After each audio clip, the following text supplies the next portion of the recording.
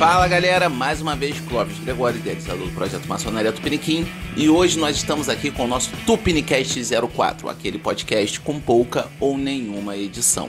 E hoje nós vamos falar sobre maçonaria e Estado laico. Por quê?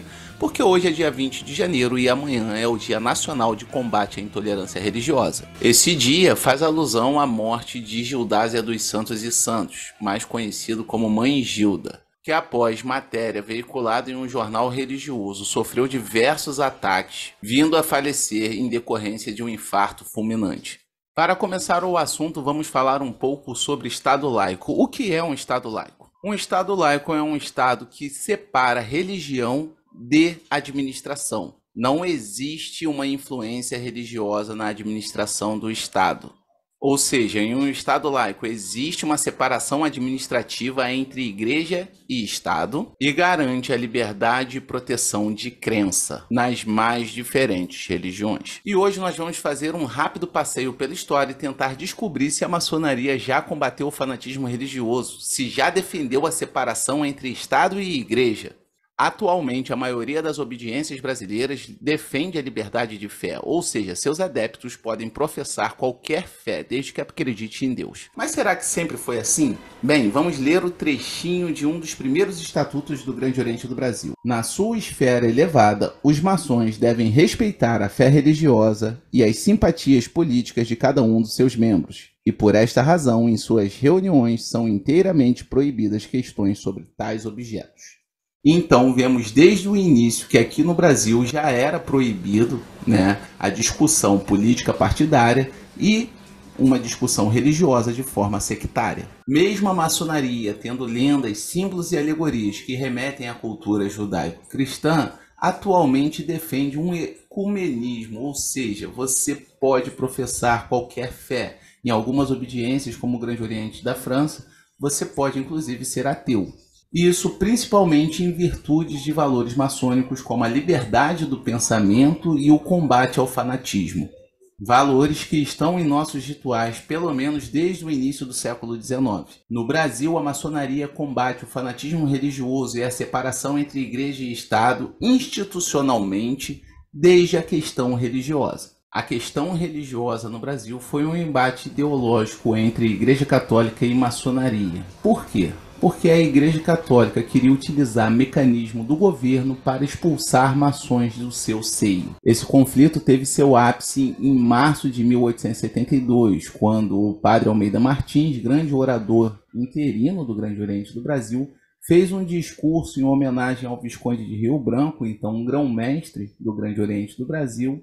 Dirigentes da igreja, como Dom Pedro de Lacerda, exigiu a saída do padre da maçonaria ou da igreja, que se recusou a fazer ambos, porque a bula papal ineminente de 1738, que excomungava maçons da igreja, não tinha validade em solo brasileiro porque não teve o beneplácito imperial.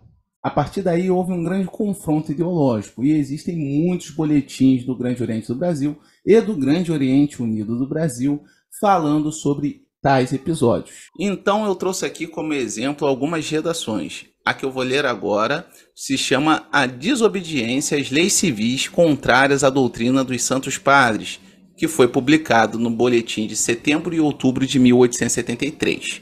E diz o seguinte: foram estes doutores que nas escolas e nos livros ensinaram: trazer um sacerdote ao juízo secular é um sacrilégio, obrigá-lo a observar as leis do Estado é um atentado. Eis a doutrina segundo a qual procede o atual bispo de Pernambuco.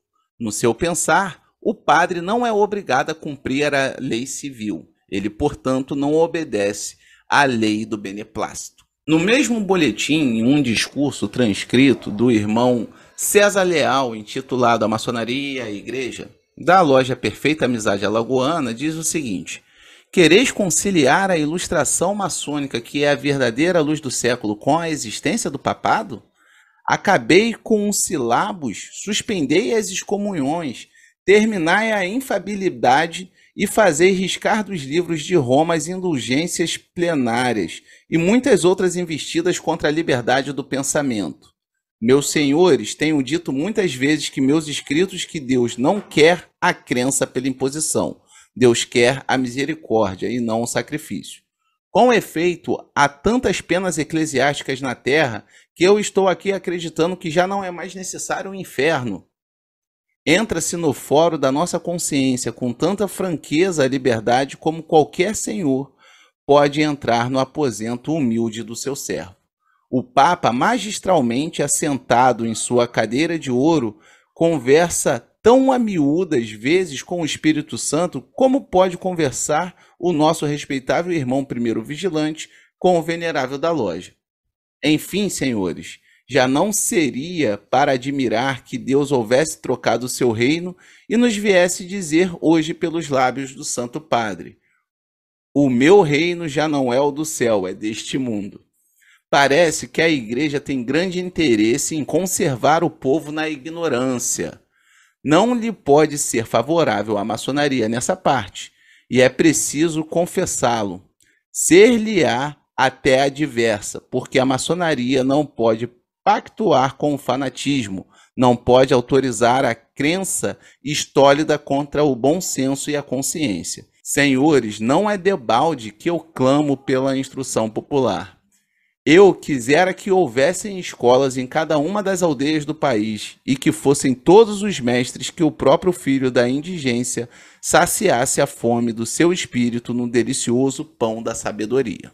Como eu falei, há uma disputa ideológica. Nos boletins do Grande Oriente do Brasil, há várias falas que defendem a liberdade do pensamento e a separação entre Estado e Igreja, que seus sacerdotes também obedecessem às leis do país. Então, meus irmãos, nós vemos, devido a esses escritos, por exemplo, uma forte oposição da maçonaria à Igreja estar atrelada ao Estado.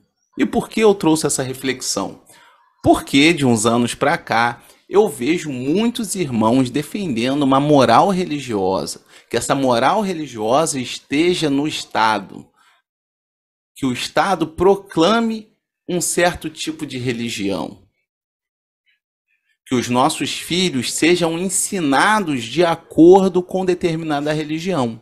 E o mais engraçado é que desde essa época, em vários boletins, a maçonaria aclama, incentiva e patrocina a criação de escolas seculares, ou seja, escolas sem influência religiosa, escolas que não tinham uma moral de determinada religião.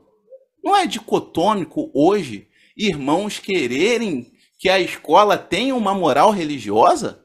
E o pior de tudo é que alguns irmãos levantam esses valores religiosos na escola como se fossem valores maçônicos. Como se todos os irmãos tivessem que compactuar com uma moral religiosa atrelada ao Estado e ensinado nas escolas.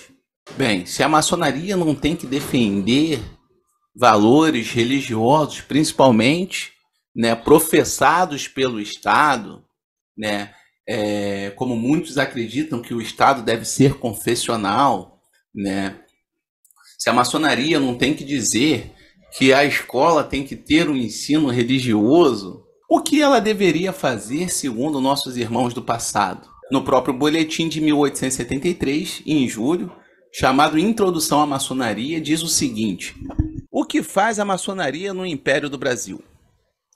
Discute ela o interesse dos oprimidos? Indaga ela da desvalida orfandade dos pequeninos desprotegidos de família e de educação? Cura ela das dores físicas e morais do homem desventurado?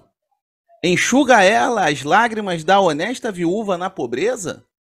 Cuida ela dos erros dos seus filhos transviados?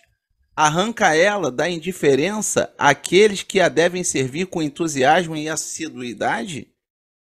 Dá a ela conselho aos incautos, fé aos descrentes, moralidades aos perdulários e mais luz aos cegos da vaidade e orgulho? Tem ela escolas para os órfãos dos nossos irmãos que morreram honradamente pobres? Tem ela trabalho para os proletários diligentes e dignos de proteção? Envia ela, como uma pequena providência, socorro aos desvalidos, consolo aos moribundos, remédios aos doentes? Une ela seus filhos em laços de pura fraternidade e lealdade? Dá a ela todos os seus esse timbre de satisfação que nasce da força da união a mais estreita? E vocês, manos, conseguem responder essas questões de forma íntima, não para mim? Mas será que nós estamos fazendo, né, o que se propõe no texto? Ah, Cláudio, mas você trouxe um texto que não necessariamente reflete a maçonaria. Eu trouxe esse texto porque eu acredito justamente que tem muito da moral maçônica nele, sobre a fraternidade, o auxílio, o alívio à pobreza, que é muito melhor do que nós, em nome da fraternidade, levantarmos pautas morais de cunho religioso, atrelar o Estado à educação. Então, aproveitando, né, o Dia Nacional de Combate à Intolerância Religiosa, eu faço um clamor. Você, maçom, respeite a religião alheia. Defenda o Estado laico, que assim nós vamos estar em consonância com os nossos irmãos do passado. Eu espero que vocês tenham gostado. Se vocês gostaram, curta, compartilhe.